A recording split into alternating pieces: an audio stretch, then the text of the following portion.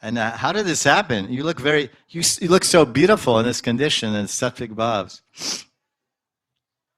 Was it during Bhagavan's current appearance? I mean, right now? Is it because of right now, Bhagavan and Krishna avatar, that right now Krishna has made you feel that way? That you acquired this ecstasy, sattvic vikara and prem? Or are you still relishing and exhibiting and displaying the ecstasy which you experienced millions of years ago when Krishna came in the beginning of creation in Satyuga, what was it, Satyuga? He came as Varaha, and he stepped on you, and stepped on you, it's more than stepped on you, but it says here he stepped on you in the form of Vamanadev. Or was it even earlier when he embraced you in the form of the boar, Varaha? Trivikram, Vamanadev, he just stepped on earth. Varaha avatar, Bhumi had fallen due to the demons or whatever, some influence of the Hiranyaksha. Bhumi had fallen to the bottom of the Garbhodak ocean, and bottom of the universe. Garbhodak Shaivishnu, Garbhodak ocean.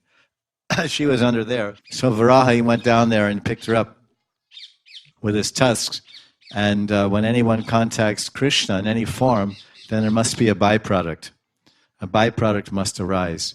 So when a sadhaka contacts Krishna, the byproduct of the contact of the sadhaka with Bhagavan Sri Krishna is that prema rises in the heart. Krishna instills his love.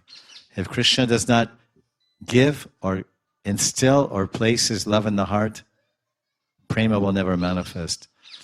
So Krishna, when we contact Krishna, then the baby of prema takes birth and appears in our heart. So when Varaha contacted, when the personality of Godhead, Bhagavan Sri Varaha, contacted Mother Bhumi, then there was a byproduct in the form of a child, and that child's name was Bhaumasura. Bhaumasura is also called Narak Asura, and he was Bhaumasura, which means he's a son of Mother Bhumi, but he became bad by bad association, like the Spotika effect. Spotika means crystal. He was a good boy, but then when he grew up and became a teenager, he started, hanging out with the wrong crowd. Started hanging out with Banasura and other dastardly fellows, and he took on demoniac qualities. And then he got so bad that his father had to come and liberate him. So then Krishna came and liberated his son. So Krishna is samaham, he's equal to everyone.